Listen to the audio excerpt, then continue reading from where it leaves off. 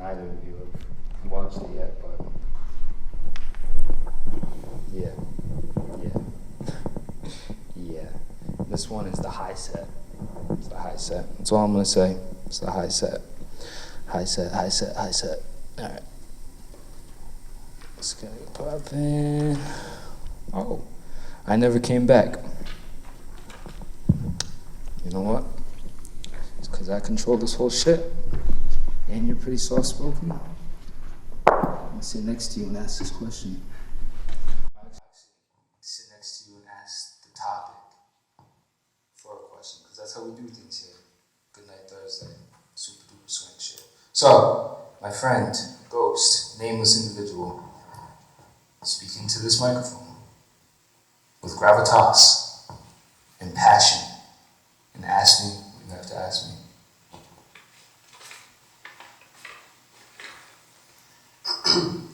In a theoretical world where life only exists in extremes, would you choose to constantly meet new people every day, day by day, endlessly? Or the complete opposite, the life of a hermit who rejects social interactions? Damn, you know me so well. Okay. All right. Okay.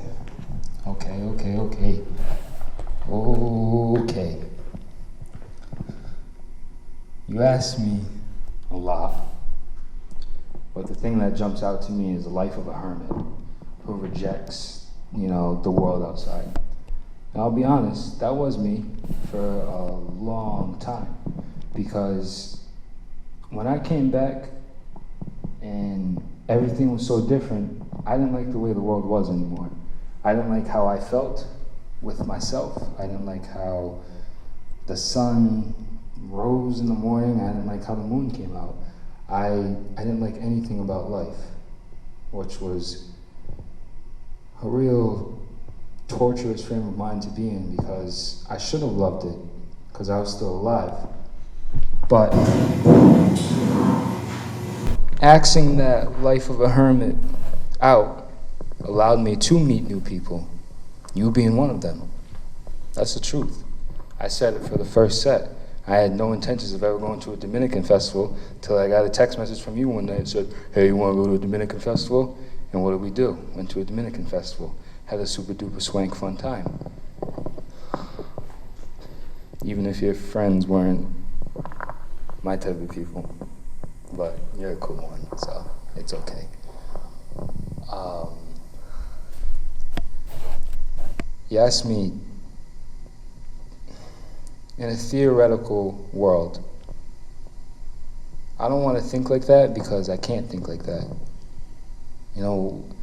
Theoretically, I don't know where to start, because I live in this reality that I've had for myself, and it's a fucking wild one. I live here as myself, and that's me, disconnected from the boy that died in 2015, because there is a life that I have that starts in 2015 at some point in June, when I came to the realization of life will never be the same again. With me looking at these two different lives, I see that kid who was born in 2001 and he died in 2015. I don't know if it was on that very night, but he died in 2015. I didn't come back to the world where everybody knew me as a kid who walked around the hallways making everybody giggle and laugh, and I didn't care to do anything but that. Because when I went into high school, it was, I have an early pass, so I'm not even walking around the halls with you. And you were one of the kids who I walked around the halls with. I didn't know you until, 2021, 2022, around that time? And we were in the same high school for 3 years, because you're a year older. But that kid, he had a good life. He did. He had a good life. He had a life full of fun and spectacle, no matter what I said last week of, what anger comes with it and what disappointment and what wonder came with it. I have good memories in that life, and he has a good life. And I know I refer to myself as he, but it does feel like I need to look at him in the third person because I don't know how to. We all grow up, but for me, growing up was different. So looking at him, I don't even know what sort of bit of anything I have that he had, and I still have today, up on this stage.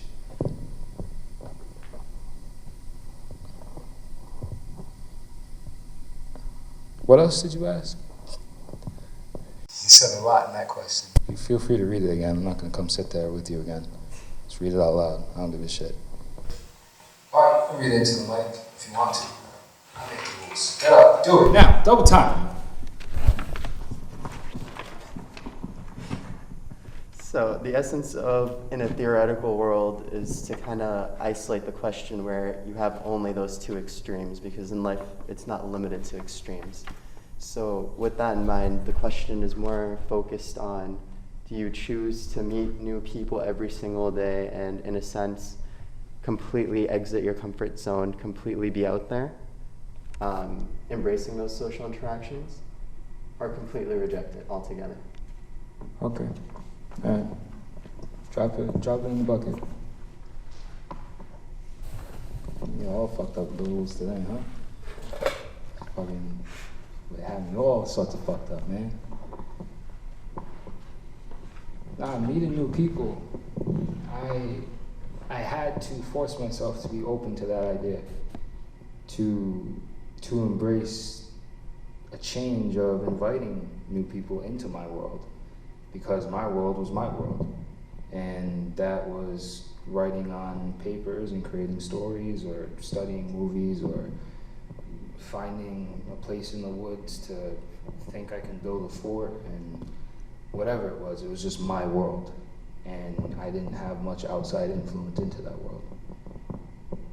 But it's beautiful that you asked that question, because I met you through your brother, and senior year of high school, I got to the point where I was like, I'm done trying. I had 3 years of trying, but I'm done trying. It's, another 180 days and I'm gonna get the fuck out of here and, go to college. That's what my frame of mind was.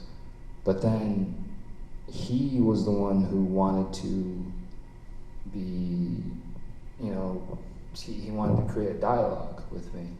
And I was pretty resistant to it, but then by our fourth or fifth conversation, I was like, oh, you know what, there's something there. And through that, I've met you. We're friends, and I'm glad to be friends with you.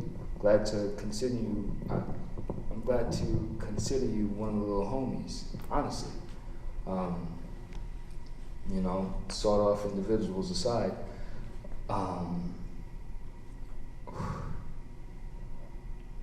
I have to put myself in that frame of mind now, because I don't want to go back to living with me, myself, and I, and only me, myself, and I. I alluded to it, sets before, but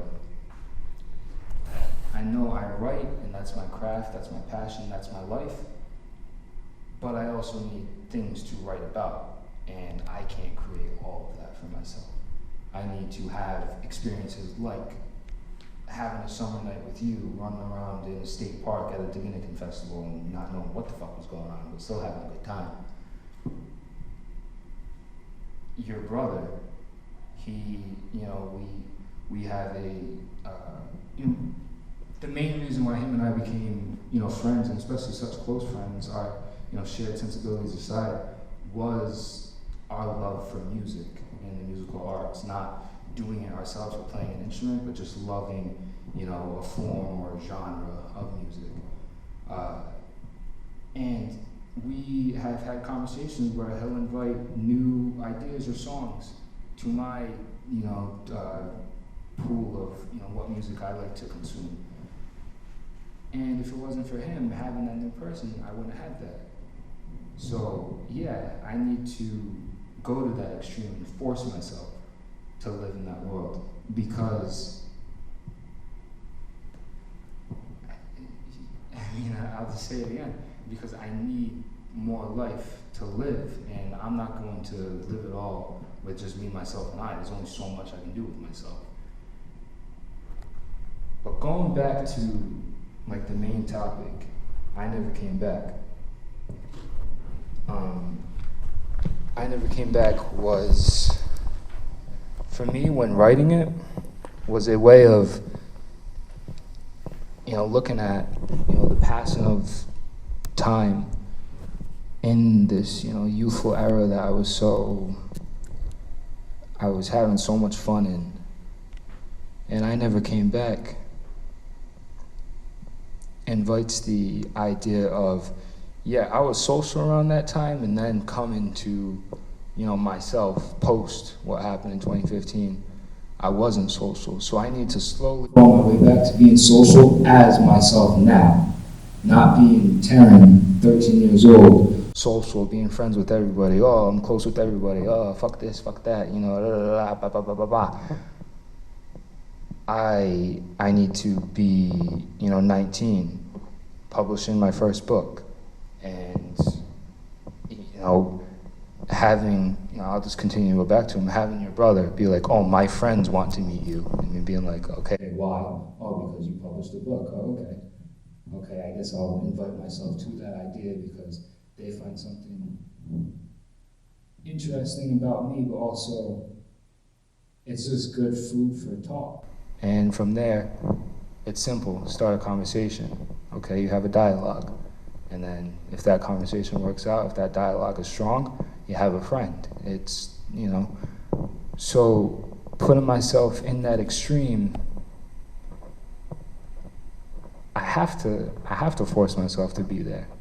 I have to. Because what the hell is life if it's just, me all of the time? I got a mirror. I see him every day. But I also want to go on a hike. And, though I like going on those runs alone, I can go on a hike with, I don't think you and I have ever been on a hike, unless it was in Boston and you wanted to fucking climb all over the city, fucking spider monkey. Or with your brother or any of my other friends, is just having that branch to just come from here and then go to there and then there and then there and then there. Keep myself open to being out there, and it's odd for me because 9 times out of 10 nobody's ever my age. A couple weeks ago I had like a 3-hour conversation with my neighbor who's 93 years old. He's invited me into his house because mail accidentally got delivered to my house that was his, and he just invited me in, and he talked to me like I was one of his own. But years ago, I don't think I would have been all that comfortable with going into a 93-year-old's house where he's like, oh, come in, son, come in. No. But now, where I am, now when I put myself out there, and it's definitely coupled with confidence, and a confidence that I found for myself, I'm going to keep myself, as you describe it, at that extreme, and be there, and give myself new experiences and new things, whether I write about them or I just stay there in the moment and live in that spectacular moment. That's it. It's the high set. I think I think I answered your question. Yeah, you good? All right, sweet. Let's keep going. Which one do we have now? Okay. I don't know if I want to do this one or another one. Let me make the fucking rules. Who cares? Oh.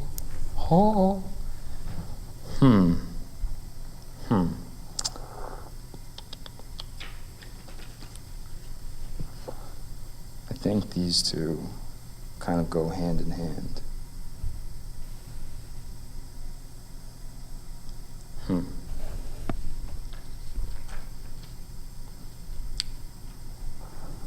Yeah, I'm gonna do it.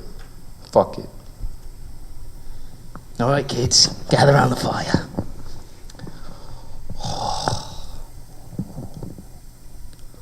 All the pretty girls. do I start with this? All the pretty girls. I'll start here. My injury, in some, strange paradox, my injury gave people a place to put their pain. And I mean that by what it did to me, what demeanor I had. It gave a lot of people comfort in airing all of their shit out to me.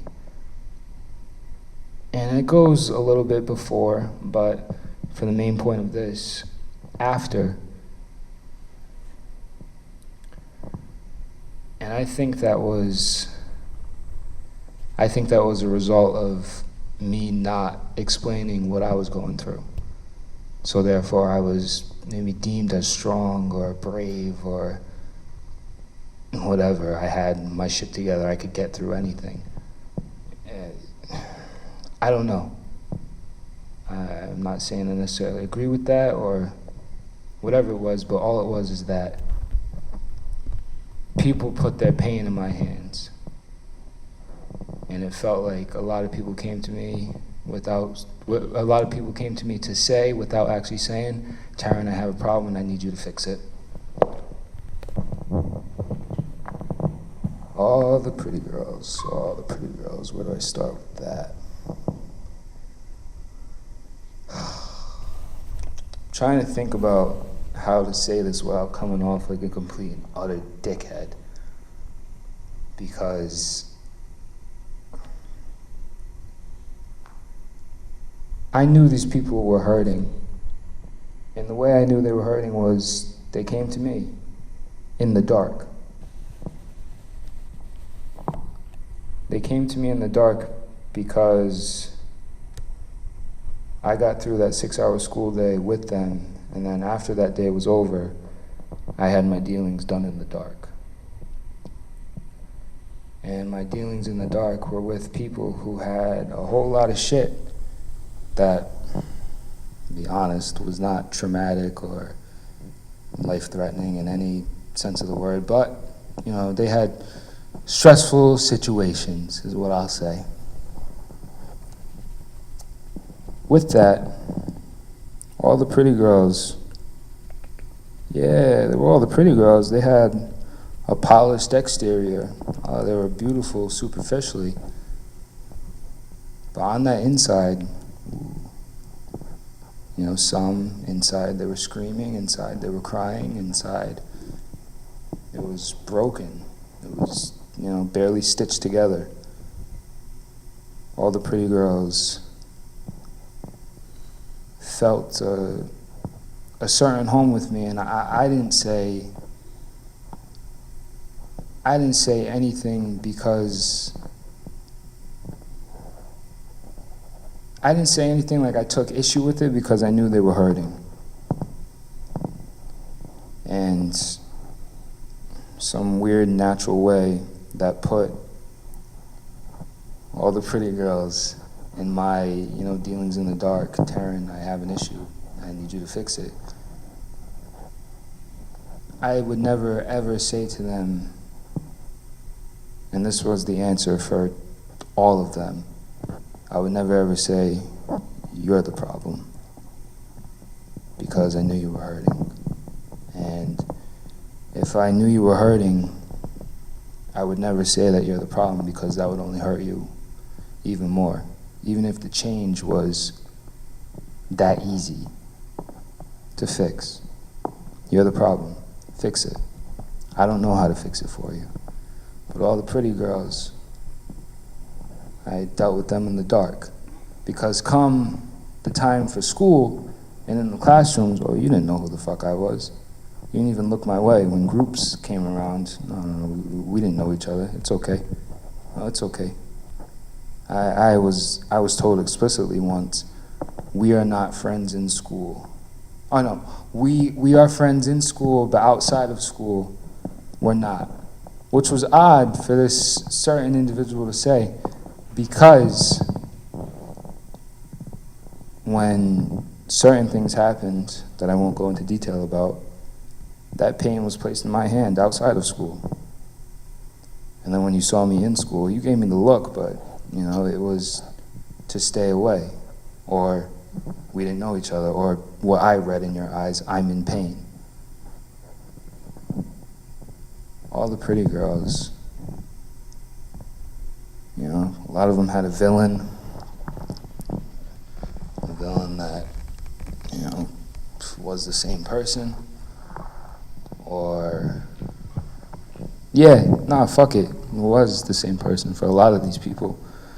And if it wasn't the same person, a lot of these girls had villains who came out of this one person's legion of fucking boy high school skanks.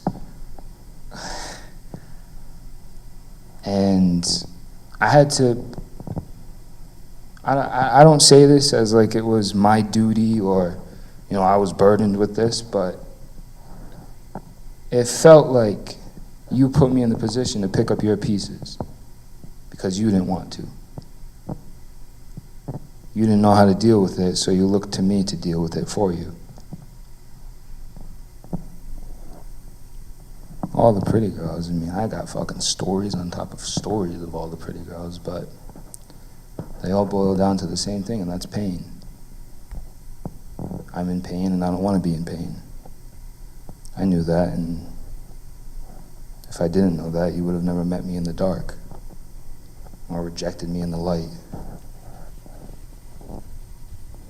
Yeah, all the pretty girls. They weren't all the pretty girls. In a superficial manner. Yeah, they were pretty. Yeah, all pretty. Gorgeous, beautiful, dime a dozen. Or dimes, whatever the fuck that means. All the pretty girls. Yeah.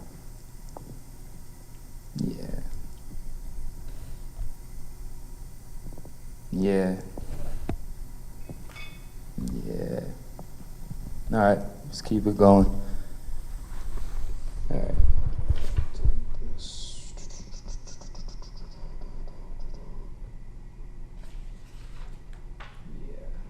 Alright. This one. Purveyor of 4 letters. Love is the answer.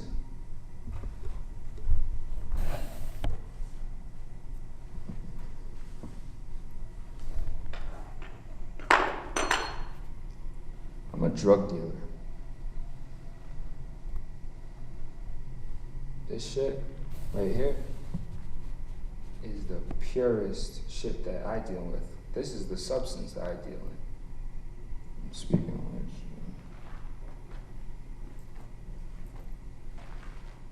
I don't have a lighter. But one hit of this shit, ooh. It's like anything, you can abuse it. You can use it, because I'm a purveyor. You can meet me in the back alley. I'll cut you a good deal. It's my pure product. I'm a drug dealer, son. What do I deal in? What is my substance? What is my chemical? Love. Love.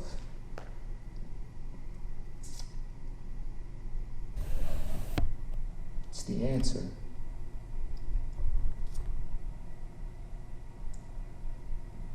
You can't expect somebody who is young, as I was, or I am, to have a full grasp on love. And I'm not saying I do, but I deal in it.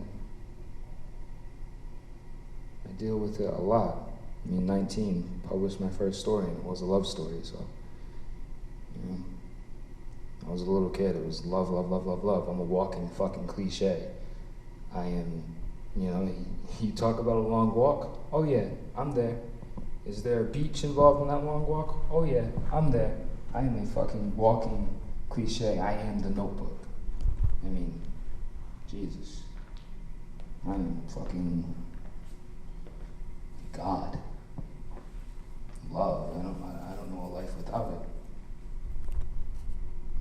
comes in many forms, not all of them that I want, but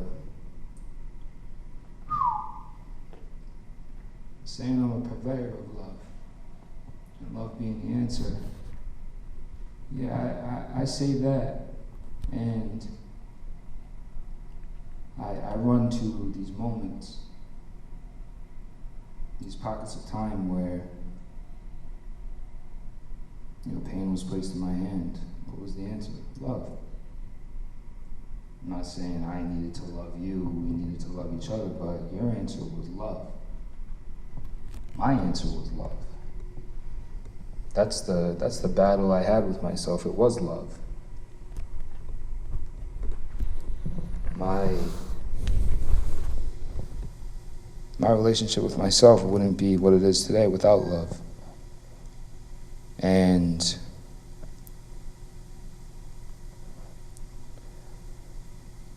all of these moments I have, these good, bad, horrible, amazing, and traumatic stories, love is at the forefront of every single one. Love is at the forefront of every single fucking story that I have. And love is the answer. It has to be the answer. If it's not the answer, I don't know what is. Love. I wouldn't know the people I know today without love. I wouldn't forget about the people I forgot about without love. I wouldn't be alive out of this trauma without love. Love has to be the answer.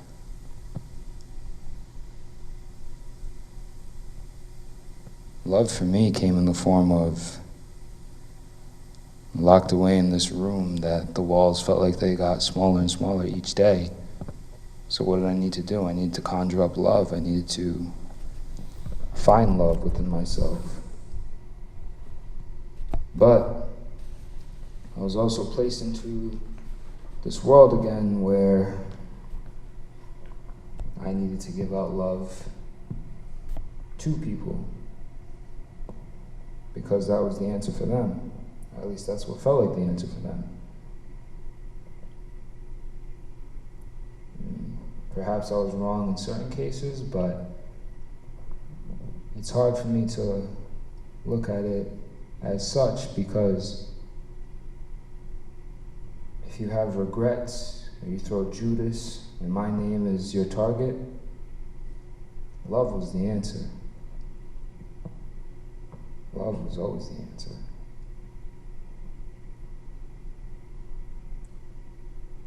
And I'm a purveyor of love, but I don't give love out like I used to. I used to give love out like it was a last resort. It was the antidote to feeling like a rejected member of life.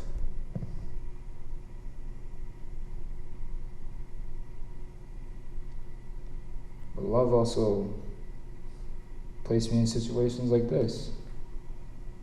I gave myself love. With that, I became an author at 19 years old, and I did that. I graduated high school after being told when I was still a patient inside of a hospital that I wouldn't be able to start high school. I did that. Whether I knew it or not, love was the answer. Love is what I gave myself. Did I actively do it all the time? No, but love was always there. Love was better than hate. Love was better than the anger. Love was better than anything else. Love.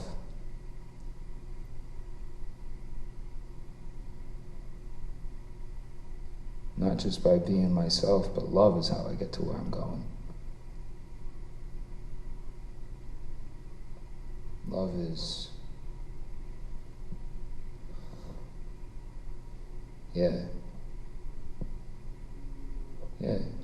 it's the answer.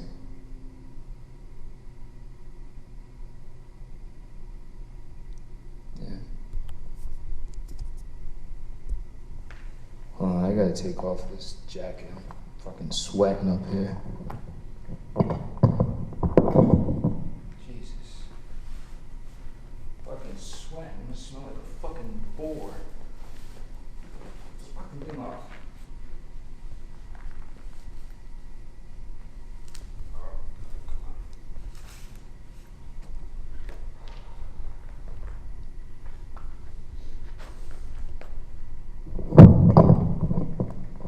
That's better. Okay. I think we got it. Let's see if we have any more. No, that's for my drugs. We don't have anything else. Maybe I talk about what this is. Nah, I'm not there yet. Nah, I'm not there yet. You don't have to, but I'm gonna encourage you to keep coming back if you want to figure it out. But that's on you. I can't control what you do.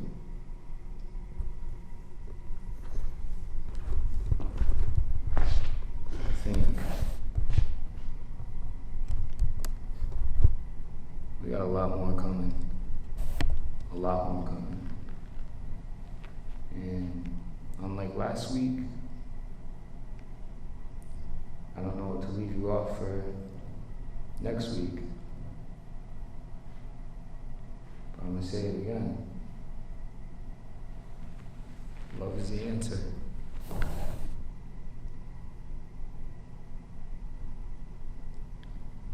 Yeah. Good night, Thursday. Love is the answer. Cut it.